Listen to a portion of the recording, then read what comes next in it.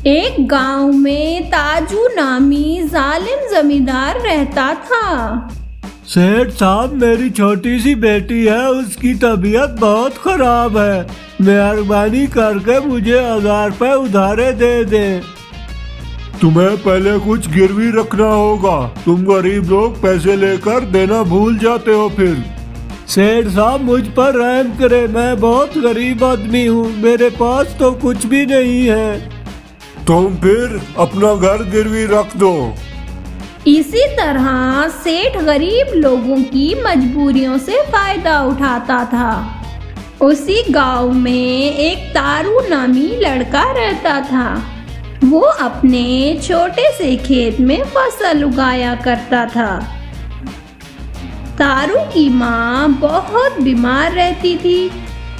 फसल का मौसम आता है और तारू अपनी फसल उगाता है। कुछ अरसे बाद तारू देखता है कि उसकी फसल बहुत अच्छी उगी होती है। अरे तारू बेटा, लगता है बहुत मेहनत की है, फसल तो बहुत ही अच्छी हुई है तुम्हारी इस दफा तो।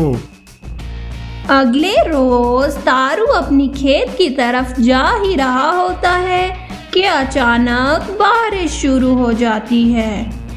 अरे ये क्या हो गया है, अब तो मेरी सारी मेहनत जाया हो जाएगी। अभी तारू घर वापस आया ही होता है कि झालाबारी शुरू हो जाती है। बेटा, बहुत जोर की बारिश हो रही है, ये बारिश तुम्हारी फसल को नुकसान ना पहुंचाए। मेरी सारी फसल तो बर्बाद हो गई है, अब हमारे घर का गुजारा कैसे चलेगा और अपनी माँ के लिए दवाइयाँ कैसे लूँगा। तारू घर पर परेशान होता है कि उसका सब कुछ खत्म हो गया है। एक दिन तारू काम ढूंढने के लिए जाता है, लेकिन उसे कोई काम नहीं देता। वापसी पर, तारू बेटा, क्यों परेशान लग रहे हो? तारू उस शख्स को बताता है कि बारिश में उसकी सारी फसल बर्बाद हो गई है और अब उसके पास कुछ बाकी नहीं बचा।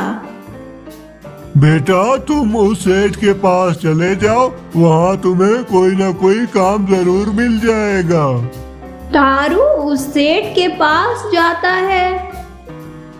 सेठ साहब, मुझे काम पर रख ले, मेरी सारी फसल बारिश की वजह से तबाह हो गई है और मेरी माँ की तबीयत भी बहुत खराब है, मेरे पास कुछ अब नहीं बचा। अच्छा ठीक है, मैं तुम्हें तुम्हारी मजबूरी की वजह से तुम्हें काम पर रख रहा हूँ, लेकिन तुम्हें मेरे खेत के काम के साथ साथ मेरे घर में भी काम करना होगा।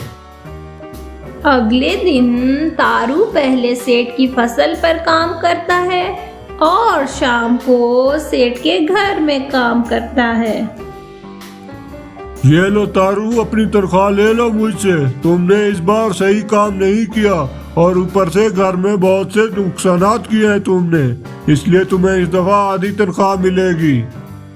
तारू चुपचाप वो आधी रकम लेकर पहले अपनी माँ की दवाइयाँ लाता है। इस रकम से तो अब घर का गुजारा मुश्किल से चलेगा, मुझे सेठ से बात करनी पड़ेगी कि मुझे पूरी तनख्वाह दे। अगले रोज तारू सेठ को बताता है कि उसको उसकी पूरी तनख्वाह दी जाए। कल से तुम्हें काम पर आने की कोई जरूरत नहीं है, एक तो तुम्हें काम दिया है और ऊपर से नखरे भी करते हो। इस तरह सेठ तारू को काम से निकाल देता है। तारू फिर से काम की तलाश में जाता है, लेकिन तारू को कोई काम नहीं देता। तारू फिर से उस सेठ ताजू के पास जाता है कि उसे काम पर रख ले। ताजू सेठ उस तारू को काम पर तो रख लेता है, लेकिन उस पर बहुत जुल्म करता है और सारा दिन उस तारू से काम करवाता है। जब से तुम काम पर आए हो, मेरे तो सिर्फ नुकसानात ही हो रहे हैं। तुमने सारे किचन के बर्तन भी तोड़ दिए हैं। जब से तुम मनहूस आदमी आए हो, मेरा तो घोड़ा भी मर गया है। इस तरह तारू को सेठ की बातें सुननी पड़ती थी। अब मुझे ये सेठ की नौकरी छोड़ देनी चाहिए। ये सेठ हर वक्त मुझ पर इल्जाम लगाता रहता है। एक दिन रात को सेठ के घर चोर आते हैं। सेठ उनको देख लेता है और पकड़ने के लिए जाता है, तो वो चोर सेठ को गोली मार देते हैं। इस तरह तारू सेठ की जगह ले लेता है, क्योंकि तारू उस सेठ के सारे काम जानता था और तारू की किस्मत जाग जाती है। अब तारू बहुत अमीर हो जाता है। माँ, अब आप मेरे पास रहेंगी। अब मेरे पास बहुत पैसा आ गया है।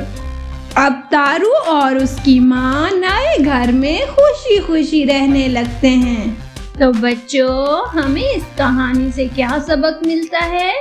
जुल्म आखिरकार खत्म होकर ही रहता है, चाहे जालिम कितना ही ताकतवर क्यों ना हो। और हमेशा कामयाबी सब्र करने वालों को मिलती है। प्लीज हमारे चैनल को सब्सक्राइब करें, लाइक करें। Thank you for watching.